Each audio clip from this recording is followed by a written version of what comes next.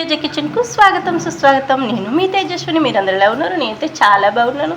ఈరోజైతే నేను శనగపిండితో లడ్డు చేద్దామని అనుకుంటున్నాను. వెరీ టేస్టీగా ఉంటుంది, చాలా బాగుంటుంది. అసలు తక్కువ ఇంగ్రీడియంట్స్తోని నేను లడ్డు అయితే చేద్దామని అనుకుంటున్నాను.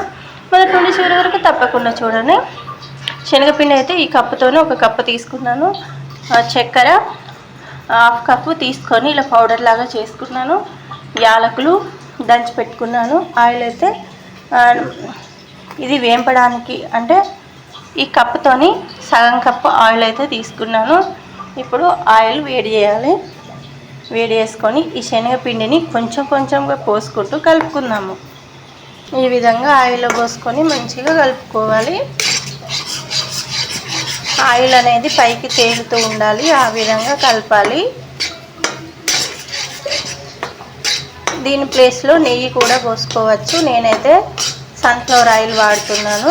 సన్ఫ్లవర్ ఆయిల్ అయితే స్మెల్ రాకుండా ఉంటుంది, అందుకోసమనే నేను సన్ఫ్లవర్ ఆయిల్ తీసుకున్నాను.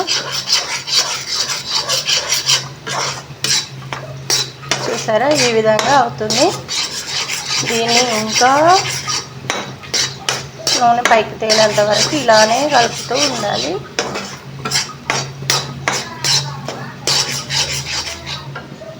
చూసారా ఏ విధంగా అవుతుందో? నూనె అయితే పైకి రావాలి. ఈ విధంగా 10 నిమిషాల పాటు ఇలా కలుపుతూనే ఉండాలి.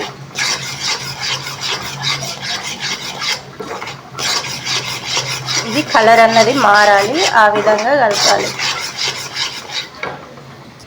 ఈ విధంగా కలర్ అన్నది చేంజ్ అవ్వాలి, ఆ విధంగా కలుపుకోవాలి. మనమైతే కలుపుకొని ఇప్పుడు దీన్ని అయితే ఆఫ్ చేసుకుందాము.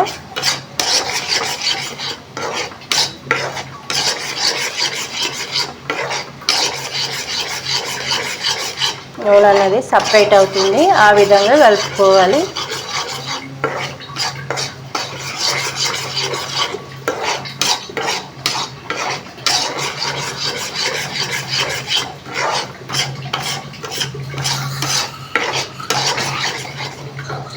ఇప్పుడైతే దీన్ని ఆఫ్ చేద్దాము.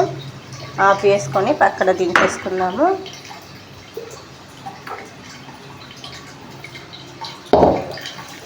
పక్కన పెట్టుకున్నాను దీన్ని.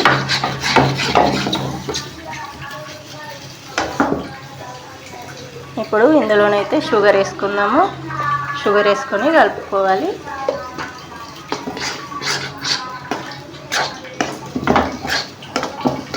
తర్వాత ఇందులో యాలకుల పౌడర్ వేసుకోవాలి. యాలకుల పౌడర్ వేసుకొని దీన్ని మంచిగా ముద్దలాగా చేసుకుందాము. లడ్డులాగా ఉత్తుకుందాము.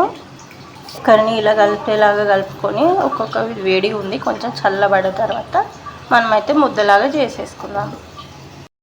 మన శనగపిండి లడ్డూలు అయితే రెడీ అయిపోయాయి. నోట్లో వేస్తే కరిగిపోతే కొంచెం లూజ్గా అయ్యాయి. మీరు ఇంకొంచెం శనగపిండి పోసుకొని కలుపుకోండి. అప్పుడైతే వెరీ టేస్టీగా ఉంటాయి, చాలా బాగుంటాయి. ఈ విధంగానే ప్రాసెస్ చేసుకొని కలుపుకోండి. ఇంకెందుకు ఆలస్యం, శనగపిండి లడ్డు రెడీ అయిపోతుంది. నోట్లో వేస్తే కరిగిపోతుంది. ఇది మీకు నచ్చినట్లయితే ఈ ఛానల్ని లైక్, షేర్, సబ్స్క్రైబ్.